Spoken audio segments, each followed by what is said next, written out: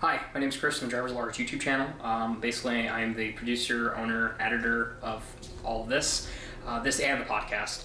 If you guys like any of the photos in this video, if you guys can do me a favor and go visit in the description below, I'll link his website and his social media, Rob Wilkinson.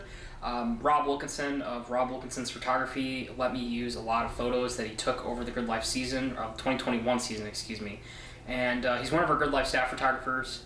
He's an amazing photographer, he's an amazing mentor, and most importantly, he's an amazing friend. Rob, thank you so much. If it wasn't for you, this video would not look anywhere near as good as it did.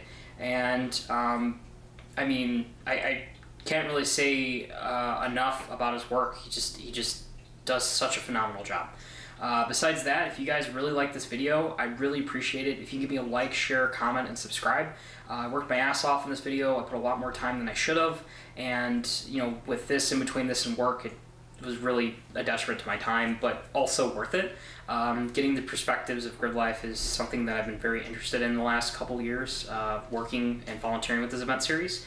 And you guys sharing this on social media, I feel like is going to give us more reach and allow more people to come on out to our events next year. Besides that, like I tell everybody in tech when they come visit us, I'll see you on Grid. And hope you enjoy the video. In the automotive community, Gridlife is represented by two separate yet equally important parties: the drivers of the event and the spectators. These are their stories.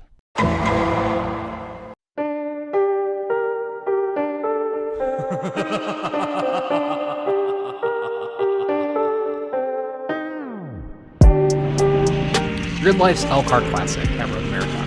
It's one of my favorite events every year, and I keep coming back wanting more. What makes this event so special isn't just being at the National Park of Speed, but for some reason, the night vibes. And to capture Saturday night's night vibes, I decided to go around and ask everyone in the paddock a simple question. What was your favorite 2021 track memory?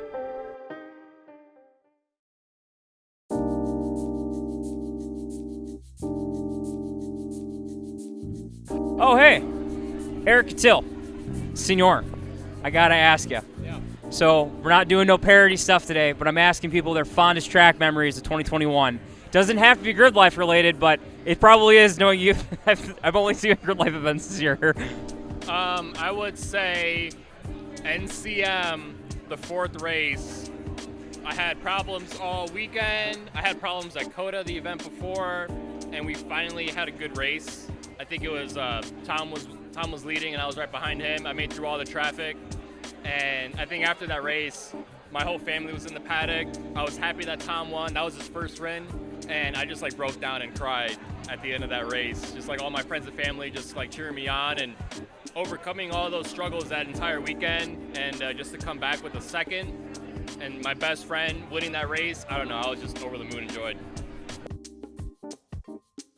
Favorite memory of 2021 track season was the track was cold, we were in the pits, consuming beverages, things got out of hand. All of a sudden, somebody decided it would be a good idea to play baseball with mandarin oranges and a jack handle. I was up to bat first. I absolutely just obliterated it. Next up, Andy Smedegard. They pitched to Andy Smedegard. He swings on it. He missed, and the entire jack handle slipped out of his hands, flew about 20 feet in the air, slid down Tomo's wing, smashed into the end plate of the wing, and thankfully did not hit Tom or Eric Catil. That was my favorite memory. 2021. That's going to be a tough tie between getting to drive A&P for the first time on the one lap. An amazing track, tons of fun, really helped me get my mojo back after the NCM incident. Outside of that, it was probably Blackhawk. Just a great track, had a couple great battles. It's a good time. So I think it was actually on the one lap when I drove at Gingerman, crossing the finish line, knowing that I had done something that I really wanted to do and succeeded at it, and seeing Scott cheering me on. at our home track was just like one moment that was really I can save that in my bank. Favorite memory of the season? Oh my God, there's so many. I'm really hoping you proposing on the French Trade at Gingerman would be one of them. So that was the first one that came to mind. Actually, that whole weekend is probably the culmination of that weekend is probably my favorite. It really like galvanized my relationship with the whole Gridlife family. It was awesome. I'll never forget it. My favorite track memory is probably doing the GLTC weekend at Gingerman in Ronska. It was a Midwest Festival, right? Huh? Midwest? Yeah, Midwest Festival. I got to drive Ronska there, so that was a good time. That was probably my favorite memory. Yeah, you didn't seem too fond of GLTC before then. Are you hooked now? Yeah, well, I'm building a car, so yeah. What's your favorite memory from this year, track-wise? I don't read Yeah, you totally got me some dates on Tinder. It was great. Thank you. Favorite memory? I don't know. Cue the Jeopardy music. I can't, like, when you get put on the spot like that, like, everything freezes in your brain, and, like, so many moments. Colorado was fun. Yeah, I think PPIR was a blast, like all the partying from PPIR and Gingerman. Gingerman, this last Midwest Fest was a really good time. Probably having a bunch of my friends come with to go to Midwest Festival. Did you guys do anything specific that like just was ingrained in your memory? That's just A really good weekend. Got to do a new personal best, and have my friends there to hang out, and made a fun weekend out of it. I'd have to think, but there's a lot. Right now, I mean, fresh off the track. So right now, we have the ASM block party going on with the entire paddock here. So right now, this is my favorite memory. This is happening right now. You'd have to ask me in like a month to like look back, and I would need time to reflect. Probably spending a whole weekend starting 40+ cars in every race at Gingerman and not wrecking anybody. both spring kickoff in Midwest? Yeah, we did that twice, didn't we? Yeah, we did. It was awesome. That's going to win. That's it. Jesus, I don't even They know. may or may not include hot tubs. No, I think it's going to be hard to beat the Camaro story when we went and bought a Camaro in Mid-Ohio. It's pretty hard to beat that one, so. Tell me the story. I don't know about the story. I was not at Mid-Ohio. Oh, God. It's been chronicled on both Slip Angle and 1010s. But long story short, we bought a rusted-out hunk and junk 2001 Camaro at 3 o'clock in the morning from some heavily armed rural Ohioans.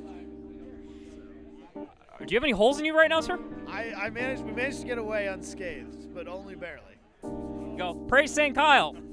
Yeah, I mean, Adam's Gridlife's Jesus, and I am one of his disciples, I think. I think that's how that works. I don't know how the Bible works.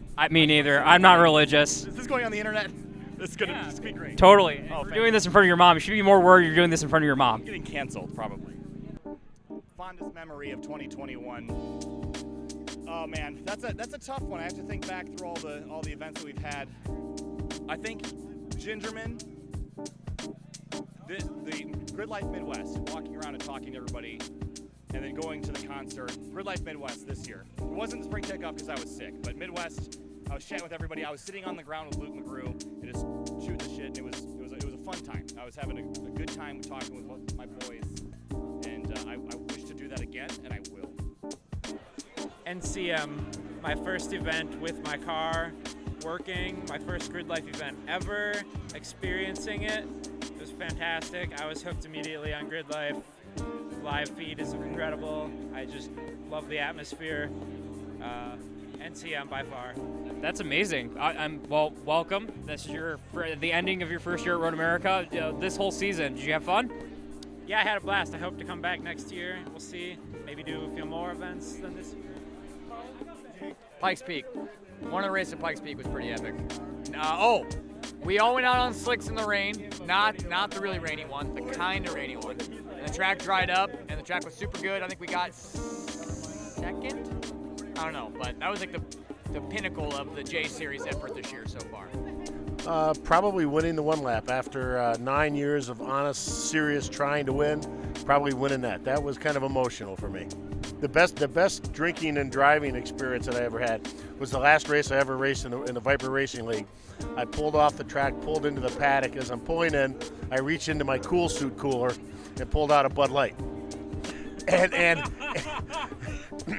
the chief steward says, "Loudon, where the heck did you get that?" I said, "I got it out of my Cool Suit." I said, "I've never seen anybody do that. You can't do that." I said, "Yes, I can, Terry. This one's for you. I got another one in there for me." Off track was probably everything we had going on at Pikes Peak was just absolutely insane. Pikes Peak was just a blast this year. That was my single favorite event of the year, was PPIR. So.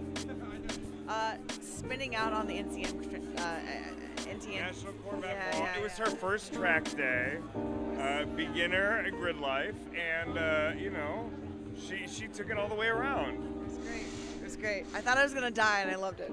You took it around town. Take it around town. No, it's okay. It happens to everybody. So my favorite part about this season was when I went off at Taco Track Day into the beach at Gingerman, and then later this season I learned why you're not supposed to just spin your tires in a front-wheel drive car when you're in the beach. You know why? I don't know why. Why? Because that will flush sand through your wheel bearings, bro. Whoops! You tried being a rally car. Didn't work out in your favor, but at least you tried. Yeah. That's why they have a great pull team at Gentry. I hear they're going to finals.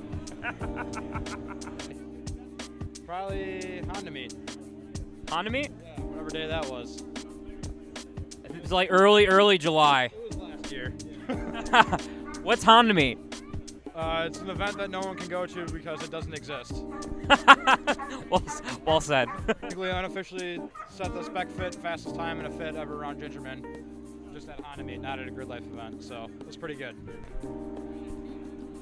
Well, I got to drive a Porsche here, so that was super fun. What kind of Porsche? It's a 718 GTS. The China, is it China Gray? Porsche Gray? It's called Slate, but I named it Ghost, so. It's called Slate. Yeah, the color is called, Chalk, not Slate.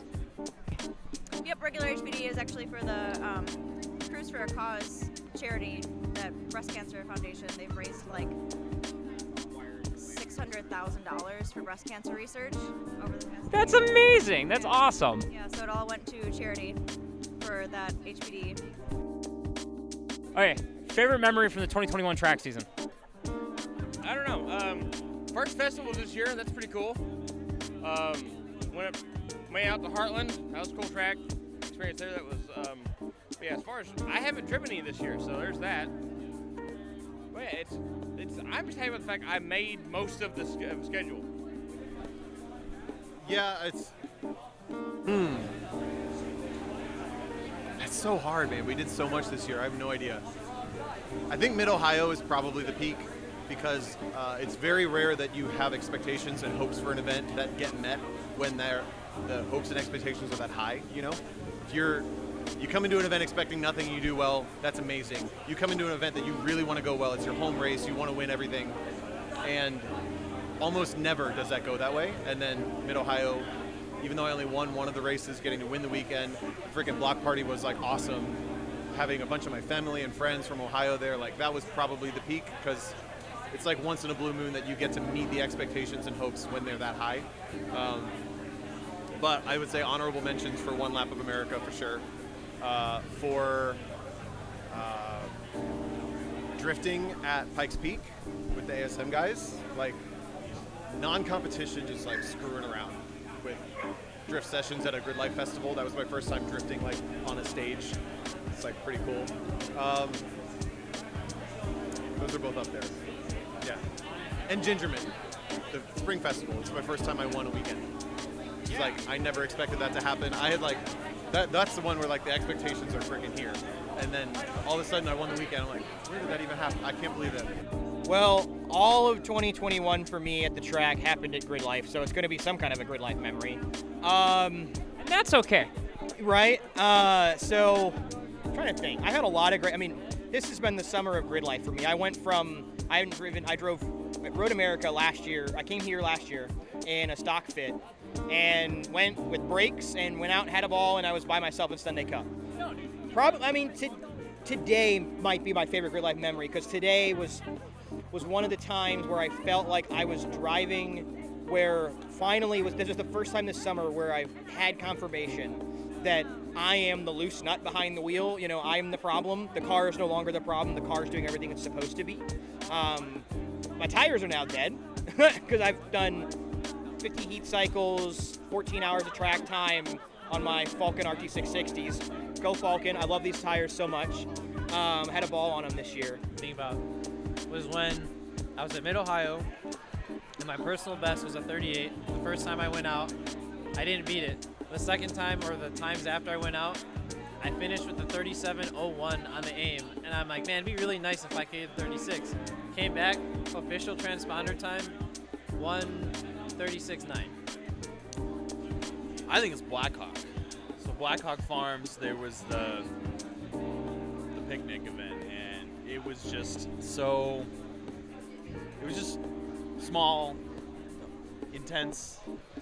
You're making funny faces, but just like, it was just nice. It was just fun. Like, nothing was too serious, and the track is fun. And for me, I hadn't really gone to a lot of Gridlife events before, so I was really getting to know and like meet a bunch of people at that event, where I ended up going to a bunch this year. So it was nice.